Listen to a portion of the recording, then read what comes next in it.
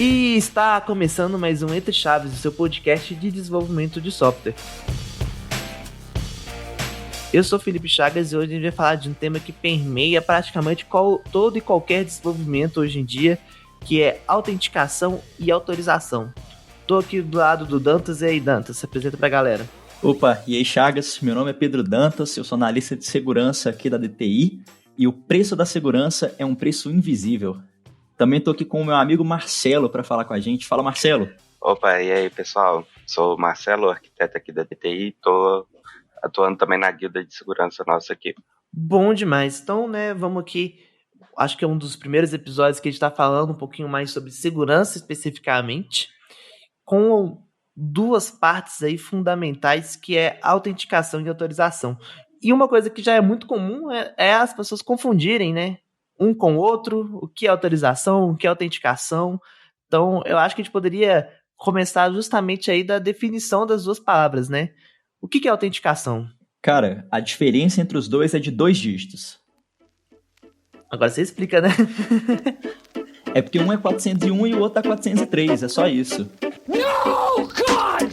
No, God, please, no! No! Desculpa, gente, eu vim trabalhando nessa piada a semana inteira. Eu acho que a 0,5% da comunidade TI tá gargalhando bastante agora, né? Bom, agora falando sério, a autenticação e a autorização tem uma diferença grande, né? Marcelo, você quer começar? Tá, então a autenticação, ela trata, assim, da validação do usuário, né? Se aquele usuário existe no sistema, então aquela famosa tela de login ali, ela vai fazer a autenticação do usuário aí. A autorização, ela trata meio que das permissões desse usuário para acessar determinada funcionalidade do meu sistema. Basicamente, a diferença entre as duas é essa. Quando você vai em um show de alguém que você gosta muito, obviamente você precisa de ter um ingresso para poder entrar lá. E aquele ingresso vai ser a sua identificação pessoal, né? A sua autenticação. Em compensação, talvez você, com aquele ingresso, não tenha um acesso VIP para poder ir no camarim ou alguma outra área do show, como o bar liberado, enfim. E isso daí vai ser a diferença da autorização. Você tem o direito de estar ali dentro daquele show. Você só não vai ter o direito de acessar qualquer área daquele show. Ou uma outra analogia, quando você entra num prédio comercial, você passa ali pela catraca, né? E você está sendo autorizado a entrar. Você tem autorização para poder entrar dentro do prédio. Mas tem algumas áreas que são restritas. Por exemplo, acessar o mainframe só algumas pessoas. Então, lá nesse prédio comercial fictício, ele valida, baseado no seu role do seu cartão, quais áreas você tem acesso ou não. Isso já seria a autenticação. Às vezes a gente delimita muito esses processos somente ao usuário, quando na verdade ele pode se estender bem mais do que a gente pensa, né? Então, por exemplo, se a sua aplicação ela acessa um banco de dados, você também tem que delimitar ali dentro do banco de dados o que ela pode e o que ela não pode fazer. Não é toda aplicação que ela pode sair criando tabela, deletando tabela, copiando dado, enfim. Você está abrindo brechas para alguns tipos de ataque onde você pode abusar desse tipo de privilégio. E aí o exemplo do banco, ele é muito bom, porque muita gente já está acostumado com essa tecnologia, né? E você vai ter diferentes papéis, né? Ou diferentes roles aí, usando o termo em inglês, que é algo muito comum na hora que você faz justamente a gestão de acesso, né? Então, o meu sistema, qual é o papel dele? Ele vai fazer só uma leitura no banco? Ele vai inserir dados? Ele pode alterar a estrutura do banco, literalmente? Ele pode deletar dados? Então, todas essas perguntas que a gente vai fazendo aqui vão formando os diferentes papéis e os diferentes níveis de acesso que esses papéis podem ter, né? Exatamente. E a gente que é da segurança, nossa, diariamente deparando com alguns processos assim que estão bem fora de mão, sabe? Então, tome cuidado com os acessos que vocês estão dando para a aplicação de vocês, para os usuários de vocês. Sempre validem esse tipo de informação. Não é todo usuário que tem a capacidade de alterar ou inserir alguma coisa no seu banco de dados. E é importante você validar isso, né, para não perder um dado, não comprometer alguma informação que esteja ali. Ou até mesmo acabar tendo um vazamento de senhas, enfim. Vocês acham que hoje em dia os programadores eles se preocupam com esses aspectos ou não? Cara, eu estava até fazendo um estudo ali numa ferramenta chamada Showdown. E é meio assustador, sabe? A gente vê que a maioria, principalmente de desenvolvimento web, o tanto de abominações que a gente vê acontecendo ali. Então, assim, se a gente pega no âmbito geral de desenvolvimento web, desde um blogzinho até sistemas web mais complexos, assim, eu acho que é seguro a gente falar que a maioria dos desenvolvedores não se preocupam ou ainda digo até mais, nem conhecem, nem param para pensar nessas questões de segurança em geral. Eu assino embaixo com o Marcelo. Felizmente, aqui na DTI, a maior parte do pessoal leva em consideração as boas práticas de desenvolvimento, mas é bem comum a gente encontrar alguns lugares que não tem esse tipo de preocupação. Igual ele falou aí, com o uso do Shodan, né, é um indexador malicioso. Então é tipo um Google, só que ele não importa caso você queira ou não indexar aquele site, ele vai indexar e pronto. Em resumo, seria mais ou menos isso. Então, quando você entra lá no Shodan, você consegue achar, por exemplo, assim, com uma pesquisa super rápida, câmeras abertas, webcams abertas que estão indexadas na internet. Então, você pode ver dentro da casa de pessoas ou dentro de fábricas, enfim, de lugares que deveriam ter essa privacidade considerada, só que, na verdade, o acesso à câmera está indexado na internet. Então, você consegue ir lá e ver o que está acontecendo na vida dessa pessoa. Que, claro, né, você já pode deduzir aí os diversos problemas que isso pode gerar. E isso é uma falha clara, tanto de autenticação quanto de autorização. E para o ouvinte que está escutando a gente, começou a ficar um pouco alarmado, quais vocês acham que deveria ser o primeiro passo quando vamos supor que um outro cenário hipotético, o cara ele desenvolve uma API.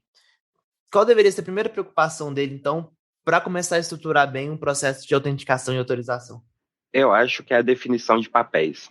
Papéis que o usuário pode assumir dentro dessa API dele. Então, para partir daí dessa definição de papéis, ele começar a pensar em autorizações, seja rota-rota, ou seja de um âmbito mais geral, assim, para cada usuário usufruir dessas funcionalidades dessa API de forma correta. Eu estou com o Marcelo nessa daí.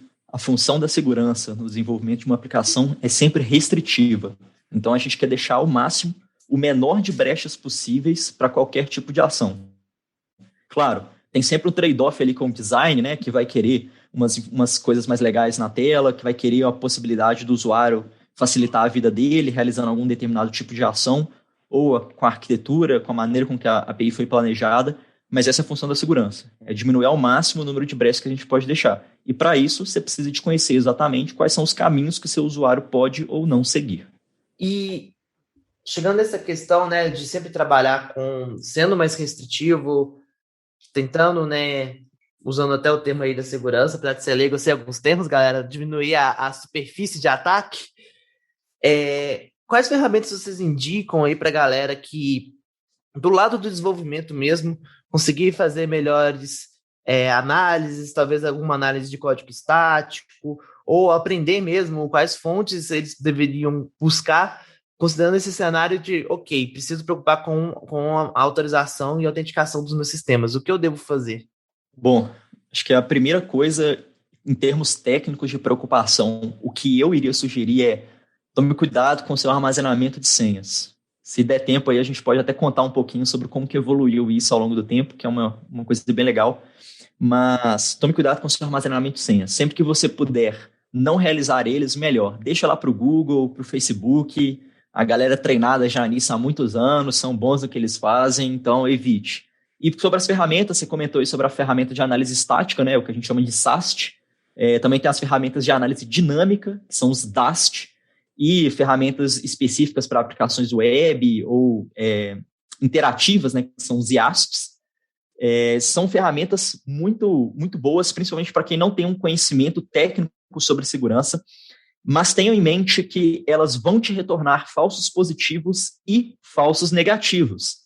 Então, são ferramentas essenciais para caso você esteja desenvolvendo uma aplicação web. Ela vai te dar um parâmetro muito bacana na hora que você for subir seu código, vai apontar algumas coisas para você poder melhorar, vai colocar umas barreiras, uns empecilhos ali para você resolver, o que é essencial. Só tome cuidado que não ache que porque a ferramenta aprovou, sua aplicação está 100% segura. Não existe nenhuma ferramenta no mundo que tenha a capacidade de fazer isso.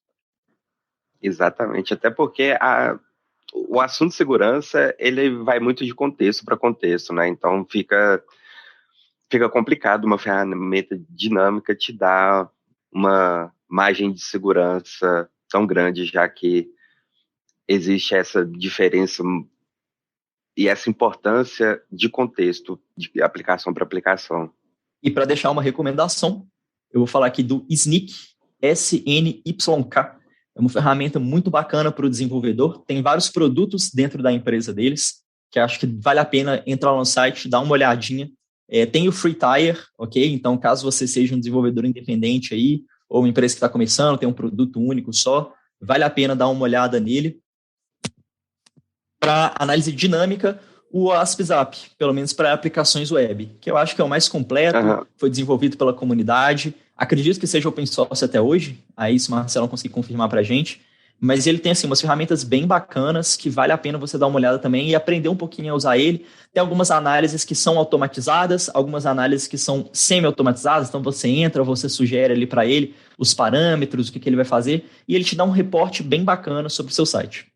Eu acho que até o próprio Sonar, que é usado ali para fazer gerar ali os code smells e tal, tem umas outras utilidades, né, de você rodar o código, ele também te dá uns parâmetros de segurança, então até se você já estiver usando o Sonar aí, já pode seguir algumas métricas dele mesmo, que também já ajuda.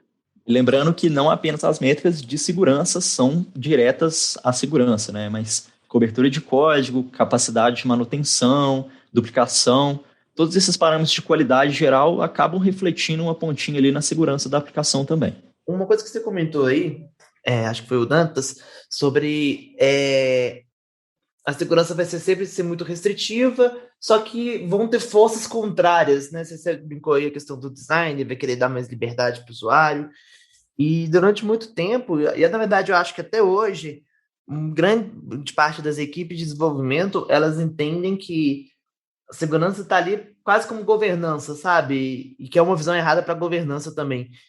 Para poder ser chato, para poder cobrar, para poder engessar. Como que vocês acham que a gente desmitifica um pouco isso e a gente começa a trazer a segurança mais para dentro do time de desenvolvimento, né? Faz realmente uma esteira de DevSecOps, enfim, como que a gente vence essa barreira, às vezes essa questão dessa restrição mesmo que muitos dos times têm de começar a trabalhar com segurança mais integrada no pipeline e no flow de desenvolvimento? Eu acho que o principal ponto, o start point, assim, é mais a conscientização, sabe?